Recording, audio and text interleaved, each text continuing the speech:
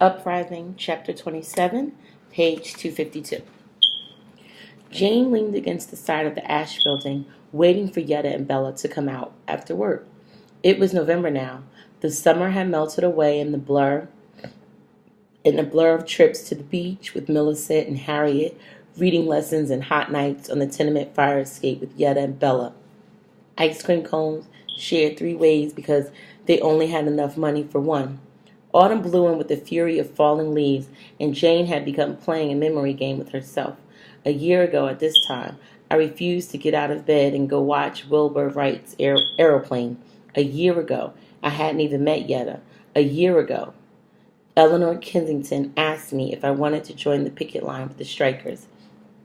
She knew Yetta and Bella played a similar type of game, but Bella's anniversaries were about death and disappearance, and Yetta's only reminded her of disappointment.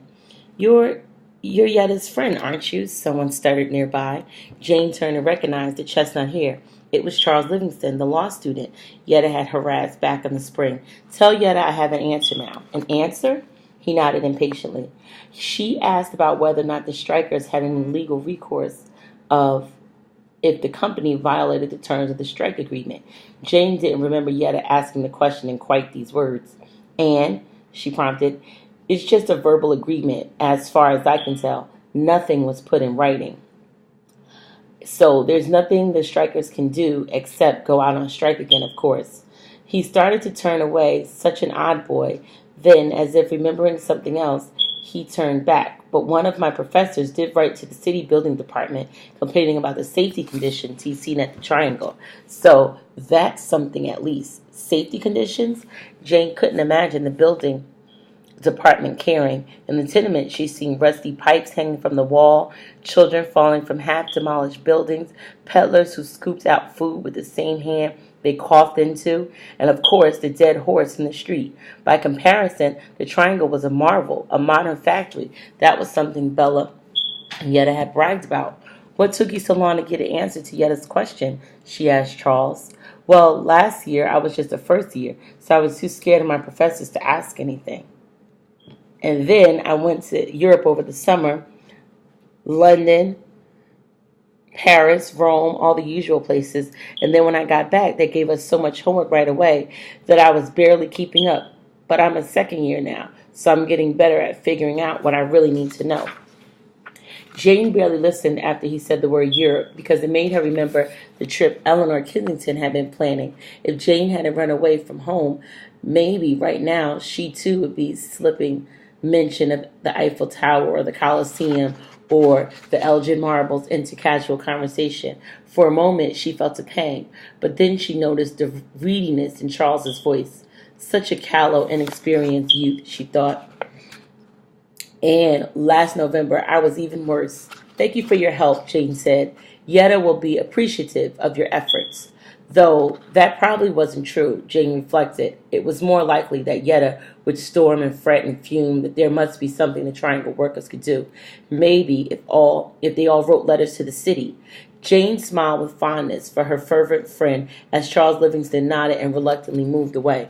She leaned back against the building and idly watched the traffic. A year ago, she would have been thinking, is that car grander than ours? Is that chauffeur's uniform smarter than Mr. Carrigan? How about the lady's hat? Oh dear, is that the latest fashion? Something new I didn't know about. I must get a hat like that. Now she didn't care about cars or chauffeurs' uniforms, and she was wearing a hat that she and her friends had put together from bits and scraps and other women's cast-offs. One of the cars in the street slowed down and pulled up to the curb. The chauffeur stepped out, shielding his eyes against the sunset. His car was unfamiliar. His uniform was unfamiliar, but there was something about the way he stood. He turned, and Jane caught a glimpse of his bushy gray mustache. It was Mr. Carrigan, her father's chauffeur. Ever since she'd taken the job at the Blancs, as the Blancs governess, Jane had feared that someone from her old life would spot her, report her, drag her back home. But even wealthy Jewish immigrants like the Blancs patronized few of the same stores and restaurants and ice cream parlors as Jane's former friends. They didn't go to any of the same resorts or tourist hotels or beaches, and Jane knew her old friend's routine. She didn't take Harriet and Millicent to Macy's in the mornings when her old friends did their shopping. She didn't go to Central Park in the afternoon when they might be out bicycling. She watched the newspapers and made sure she wasn't anywhere near the theater or the opera house when there were big performances. Even at the suffrage parade, she kept an eye out, ready to duck behind a street lamp or a signpost if she saw Eleanor Kensington or any of that crowd. She never thought to worry about being spotted near the Triangle by her father's chauffeur.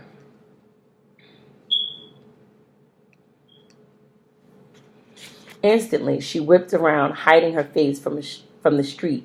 Had he seen her? She decided to slip inside the Triangle factory doors just in case, but the crowd was thick on the sidewalk around her. Maybe the other direction would work better. She turned around and came face to face with Mr. Corrigan. "Miss Wellington," he whispered. He put his hands on her shoulders, stopping just short of pulling her into a hug. He had tears in his eyes. "Faith and begorra, miss, I've been looking for you for months." "Really?" Jane said. "My father told you to?" She saw the truth in Mr. Corrigan's eyes. Her father had nothing to do with it. Jane started to turn away, but Mr. Corrigan tightened his grip on her shoulders. "Now don't be like that. Don't get lost again." "I haven't been lost," Jane said coldly. "I know exactly where I am." Mr. Corrigan didn't even flinch. Ever the obedient servant, he would have flinched if she slapped him. "I know your father's worried about you because he has bags under his eyes and he's grumpier than ever," he said apologetically. "But see, he told everyone that you're off visiting your aunt in Chicago. So when you came home, your reputation wouldn't be ruined, you know. But having said that, he can't go around inquiring about where you were. He couldn't go around inquiring about where you were." Jane saw how it was, the intricacy of lies that her father and society would consider necessary. That would be necessary. A girl who ran away from home would be ruined, no matter where she went or what she did. Everyone would assume that she surrendered her virtue, whether she actually had or not. So Jane's father had chosen to protect her reputation above all else. "Oh yes, better to protect my reputation than to protect me," she thought bitterly. "I was lying in the street on rotting horseflesh, set upon by pickpocketers who might have killed me just for the ring on my finger, and my father wasn't even trying to find me." Jane remembered that she hadn't needed protection. She'd escaped the pickpocket all by herself, with Bella and Yetta's help. She managed to live on her own for the past 9 months. She tossed her head haughtily. "I've been quite all right without my father's concern," she said. Mr. Corrigan's eyes seemed to be taking in the cheap quality of her hat, the threadbare fingertips of her gloves. She wouldn't have suspected that he was the man who knew about fashion, but she wondered if he could see that the blue serge she was wearing again was last season's dress. She even wondered if he could tell that, like Yetta, she now had holes in the soles of her boots. "I'm sure your father thought you'd come back home quickly," Mr. Carrigan said, "that a day or two would have been enough to, what, break my spirit?" she asked. "Bring you to your senses," Mr. Corrigan finished in an even tone. "And maybe he did hire detectives, privately, that I don't know about." "Not very good ones, obviously," Jane sneered, though she reflected who would have been able to predict that she'd go live in the slums, that she'd work as a servant for immigrants, that she'd be happy. "Come home," Mr. Corrigan said. "I'm sure your father will find it in his heart to forgive you." He bowed his head humbly, a servant presuming to speak for his master. Forgive me," Jane said in a sudden surge of outrage, as powerful as the indignation that Yetta seemed to carry around all the time. "He's the one who should be begging my forgiveness for using me and my well-being as an excuse for exploiting his workers, for hiring strikebreakers to beat up his own employees, for exploiting you, Mr. Corrigan. Haven't you noticed that he's exploiting you? My father owes an apology to all of society for what he is and what he does. Now listen here, young lady," Mr. Corrigan's eyes flashed. "I would give my eye teeth to get my daughters even a fraction of the advantage that you've had, just to let them go to one of those fancy balls. They could live on that the rest of their lives. Maybe I would have even sold my soul to the devil to have them trade places with you. Had the devil given me the opportunity. God protect my poor weak soul from such temptation." He crossed himself as if he were afraid of the devil was listening.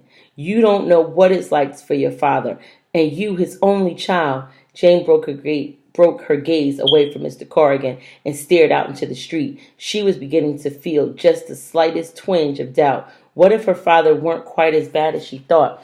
What if she were wrong? Her eyes fell on the shiny car Mr. Carrigan had left parked on the curb. My father couldn't be too heartbroken if he had time to go out and buy a new car, Jane said, and to outfit you in a new uniform. I'll warrant he hasn't missed a single party since I've been gone, hasn't turned down a single social engagement. He had to keep up appearances, Mr. Corrigan said, but it was like he was begging again, like Jane had the upper hand despite her ragged clothes. You know how it is to be a father, Jane said. I'll tell you how it is to be a girl. I'm a servant now, me, a servant. All day long, I'm subject to the whims of a 5-year-old and a 12-year-old and a woman who can barely speak English. I look at a bun at the bakery window and think, can I afford to buy that? What else would I give up if I could buy that bun? But it's my decision whether I buy that bun or a piece of lace for my dress or a book that I can stay up all night to read. If I want to, it's my own money, and I'm beholden to nobody. I'm freer now than I was when I was going to all those fancy parties and to Miss Millhouse. And Miss Millhouse was telling me what to wear or how to do my hair or whom to be nice to or how to act, how to think. Your father fired Miss Millhouse, Mr. Corrigan said. Jane felt a spurt of spiteful glee. At least I accomplished something by running away. But that was quickly followed by something like sympathy. It mattered so much to Miss Millhouse to serve a prominent family. She'd always managed to imply that the Wellingtons weren't quite up to her standards. Now, cast out like this, she'd be forced several rungs down on the social ladder. She had no family. Maybe she was even destitute now. She'd been pining after your father for years, Mr. Corrigan said quietly, though she knew he'd never actually marry someone in her position. And she found out that when your father was away last winter, there was another woman. He proposed and the woman turned him down. So they were both so unhappy last winter, neither of them could deal with you. Jane took a step back. She didn't want to know that any of this about the adults who ruled her life, that beneath their veneer of propriety, they might have been concealing a turmoil of emotions too. Miss Millhouse in love, her father spurned and rejected and lovelorn. It's too much to comprehend. No matter what you tell me, I'm not coming home, she said firmly. Can I at least tell your father that you're safe? Mr. Corrigan said, that I found you and you're still alive and healthy and as stubborn as ever. Jane considered this. She considered what a gift he was giving her, that he hadn't grabbed her and thrown her in the car and forced her to go home, that he was offering her a choice. No, she said, he'd make you tell him where I am, where I'm living, and where I'm working. I don't know any of that, Mr. Corrigan said. I just saw you when I happened to be driving by on a whim, just because you used to come down here during the strike. Jane saw that Mr. Corrigan was as skilled as anyone at constructing intricate lies. Maybe she'd underestimated him all along. You've driven past here before, haven't you? She asked. Many times, he said. Whenever I could, without arousing suspicion. It was the only clue I had, because the Kensington chauffeur told me where he dropped you off. Tears had stung at Jean's eyes unexpectedly. Who would have guessed that the chauffeur would show more concern for her than her own father? I'll write my father a letter, she decided, so it won't make any problems for you, and I'll post it from a mailbox he could never trace. Already she was having fun imagining which postal box she would use. She would have written a letter months ago. She should have written a letter months ago. She should have thought of it on her own. Miss Jane, Mr. Corrigan said, winter's coming. Maybe you think it's a lark being poor when it's warm out, but when it's cold, poor people freeze. They die. They die of influenza, of consummation, of fevers that no one even bothers to name. You don't have to worry about me, Jane said, prickly again. I'll be fine. Let me bring you your winter clothes from last year, Mr. Carrigan said. They're just sitting in your room. Nobody's touched them. There's a maid who would help me smuggle them out. Nobody would ever know. So he had noticed the sad shape of her clothing. The Jane who stalked out of her father's house 9 months ago would have sniffed and sneered and lectured him about tainted money and tainted clothes. But she was wearing the serge dress her father's money had purchased. Now it was something more like pride that prompted her to shake her head no. If nobody would know, she said slowly, take the clothes for your daughters. Give them just that fraction of advantages that I've had. You wouldn't have to trade your eye teeth or your soul. Oh, Miss Wellington, I couldn't do that, Mr. Corrigan said. That'd be stealing. It was amazing, Jane thought, the way rules tied people in knots, how people trying to do something right could end up causing harm, as if there weren't already enough harm in the world done by people who didn't care and by people who wanted to do evil. Impulsively, she threw her arms around Mr. Carrigan's shoulders, hugging him as she'd once tried to hug her own father, as she'd never been able to hug her mother. There were rules against such things, rules prohibiting a rich girl from hugging a servant, rules prohibiting a governess from hugging a chauffeur. But suddenly, she didn't care. Mr. Corrigan hugged her back. Come back and find me again sometime, Jane whispered. Maybe sometime in the spring. I'll be fine. You'll see. Come back and tell me about your daughters, she would have said, and my father too, but her throat had closed up. I will, Mr. Corrigan whispered back. That I will. That's the end of chapter 27.